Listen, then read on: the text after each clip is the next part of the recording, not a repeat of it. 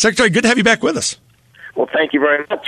Good to have you in our territory. I know that you have visited Fort Campbell many times in the past. You're back for another visit. In fact, we were up there with you a few years back with some Tennessee Titans and some country music stars visiting the troops a few years back. That was a great day, and, man, I look back fondly on it.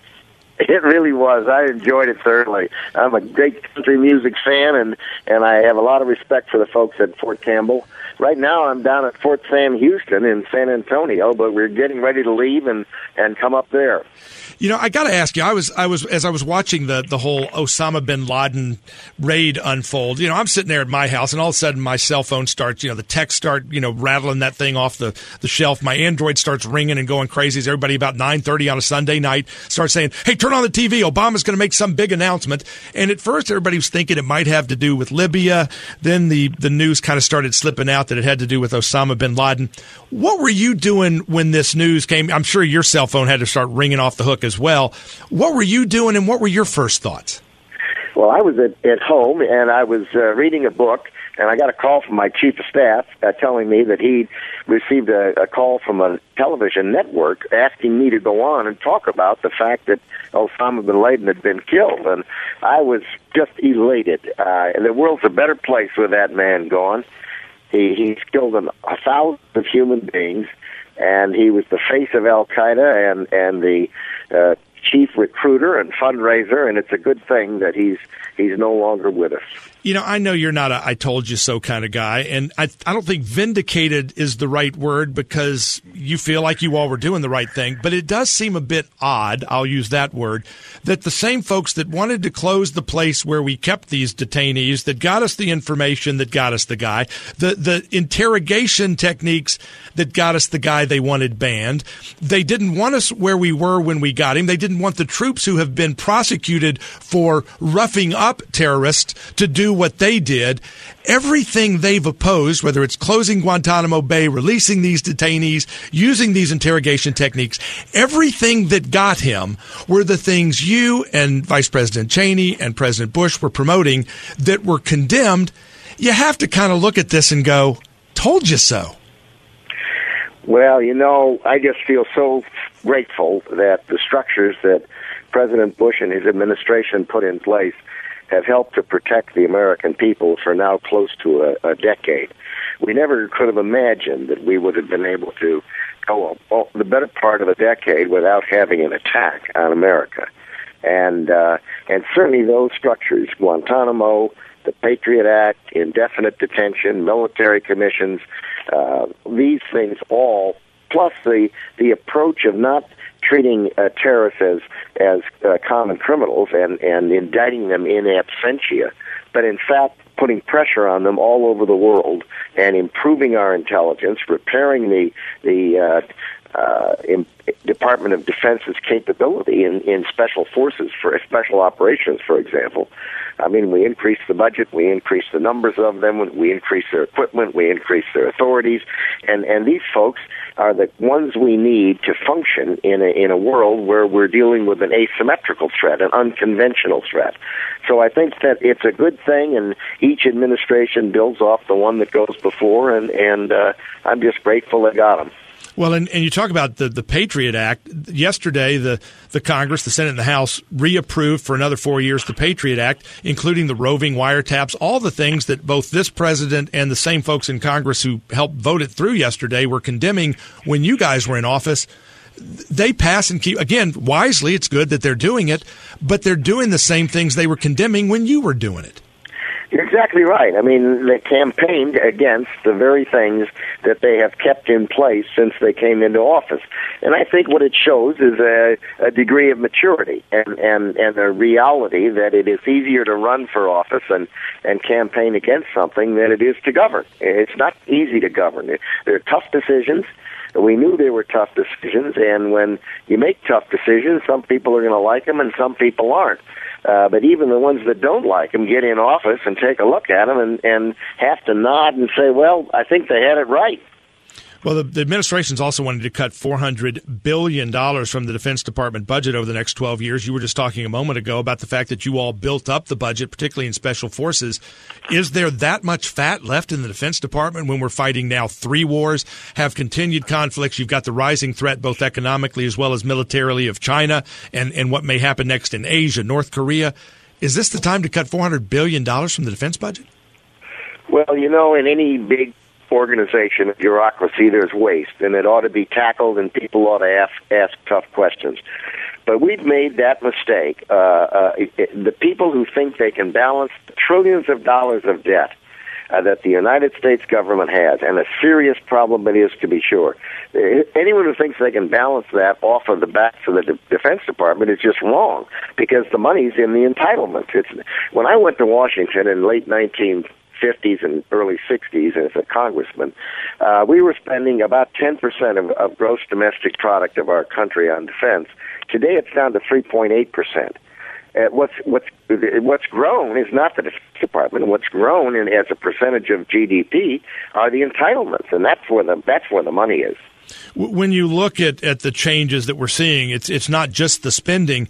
They're shuffling a lot of personalities around as well. You've got the current Defense Secretary Gates, who's moving on. CIA Director Leon Panetta is going to move in and head up the Defense Department. A guy who I know you've worked very closely with and have great respect for, General David Petraeus, who was actually up at Fort Campbell, where you'll be later today, was the commander there before he took on other functions. He's going to move over to the CIA.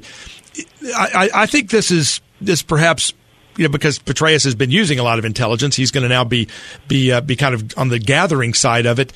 Is this a good move from your standpoint? Do you think Panetta's the right guy at defense? Do you think Petraeus is the right guy at the CIA? I think each of them are capable and will do a good job. What worries me is we've had 5 or 6 commanders in Afghanistan, and we've had 5 or 6 CIA directors since the year 2000. And I think it's a little risky to be changing those positions that fast. If you ran a company that way and changed the leadership every 18, 20, 30, 25 months, I think the company would go broke. And we've just been spinning people through the CIA director spot. And that's a tough job. That's important. And we ought to treat it with more respect, in my view. Well, and particularly when it seems like you've got this split of who's in charge when it comes to intelligence. I know before 9/11 there was this issue of sort of the barrier walls that kept one side from knowing what the other side was doing.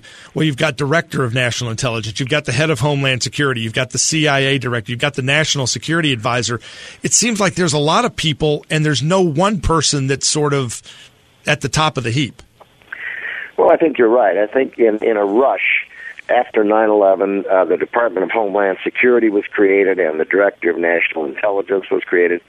I think there's a real question as to whether those were really important moves. The old Director of Central Intelligence had the ability to do the job, and we had a very close relationship between the CIA and the Department of Defense.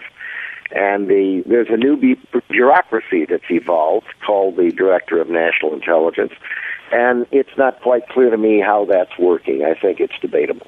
When you look at kind of where we go from here, the Middle East, which has always been a hot spot, getting more dangerous and more chaotic with this, quote, so-called democracy move. Just because you get to vote doesn't mean it's democracy. I mean, the Russians got to vote for a long time, as long as they all voted for the right guy. Saddam Hussein got reelected unanimously. Democracy isn't just about voting. You're quite right. Adolf Hitler was elected. And that's not a very good... Democracy and freedom don't have to be the same thing. No, you can have elections one time and dictatorship takes over. I mean, look at Venezuela, for example. No, I think that democracy is something that has to evolve. It's something that is not natural to every country in the world. Ours has evolved over quite a period of time.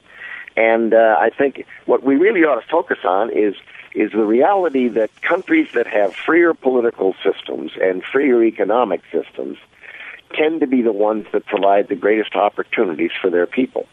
And what we're seeing in the Middle East are countries where there are a lot of unemployed young men, and they see what's going on in the world, they see the opportunities that exist in other countries, and they're creating upheaval. And out of that upheaval, no one knows precisely what will happen. I mean, if you look at Lebanon, they had the Cedar Revolution, and instead of a democratic system coming out or a freer political system coming out, you ended up with a terrorist organization, Hezbollah, in charge. Yeah, just because you move a bad guy out, like a Hosni Mubarak or even a Muammar Gaddafi, doesn't mean the next guy will be better. It'll just be different and maybe even worse, again, as you point out. Talk a little bit about the proceeds from your book. Again, Secretary of Defense, former Secretary of Defense Don Rumsfeld with us today. He's going to be he's traveling to a lot of different military installations. I know you were at Fort Bliss in Texas the other day. You're going to be at Fort Campbell later today. The proceeds from your book, Known and Unknown, again, the publisher gets their share, but your share goes to the Rumsfeld Foundation and some of the charities that I know are so near and dear to your heart that help our troops. Well, that's exactly right. All of my proceeds are going to go to military charities, things like the Fisher House and Pause for Patriots and Rivers of Recovery, the kinds of things that are trying to be helpful to the troops, the families, the children of those who've fallen. And it's because we have such enormous respect for the men and women who raise their hand and volunteer to serve our country. And I have been so privileged to work with them and to know them and to appreciate how they serve, but their families also serve, and God bless them for it. It has to be a little bit poignant for you as you go to these military installations, and many of the young men and women who are coming up getting their books signed, as you look at them, you realize that on that fateful day on 9/11, many of these kids were like 8 years old when you were digging through the rubble trying to save their colleagues. I mean, I'm not trying to make you feel old, Mr. Secretary. It's, you know.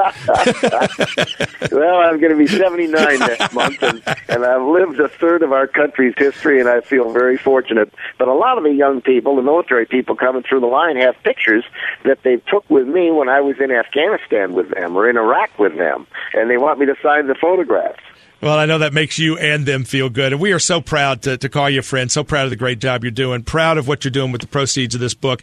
And again, folks, if you have not picked it up, get it today, Known and Unknown. And Mr. Secretary, always good to visit with my friend. We'll hopefully see you soon. Thanks so much, Pete.